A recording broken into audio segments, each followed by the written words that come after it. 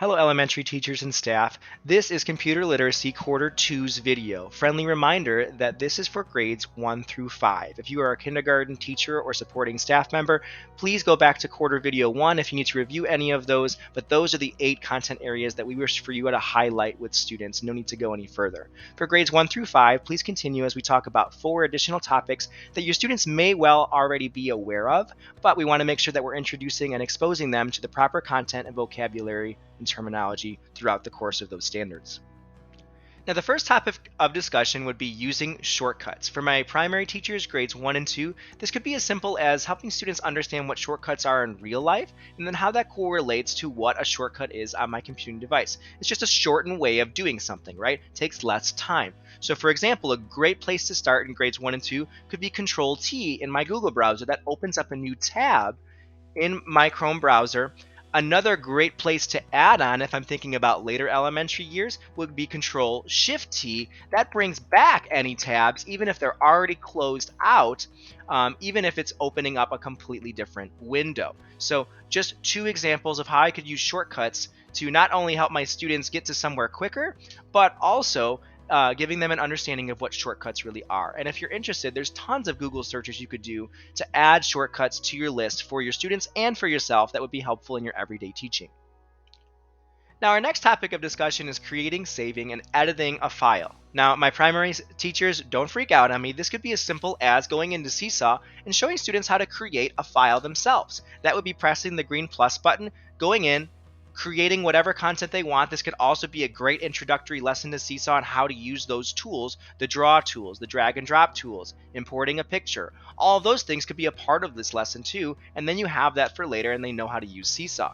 And then also being able to use the draft button, the orange button that allows students to go back and complete their lesson later. That helps them understand how to save a document and go back and edit it later, and that finish button would be to save it for that final feature, right?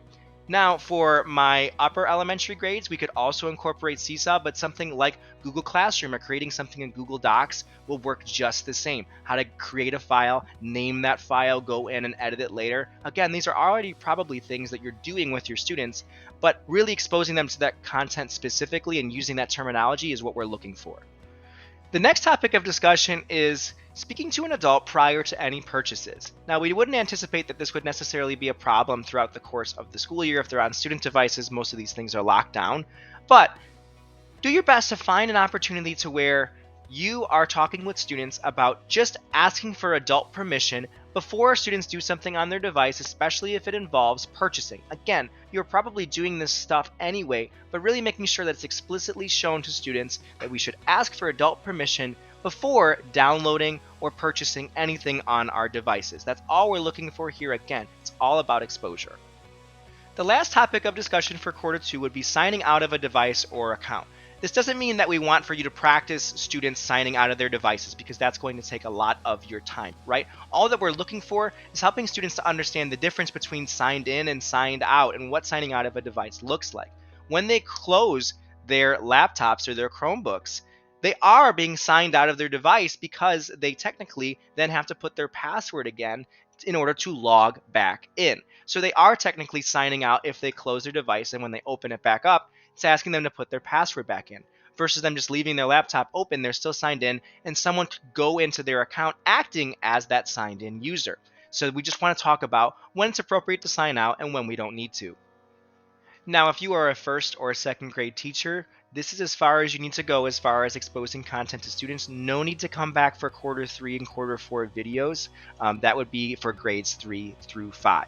So for grades 3 through 5, please revisit our video content for quarter 3 to get a better understanding of the last 2 topics that we wish for you to expose to your students. Thank you so much for watching. As always, if you have any questions, please feel free to reach out anytime.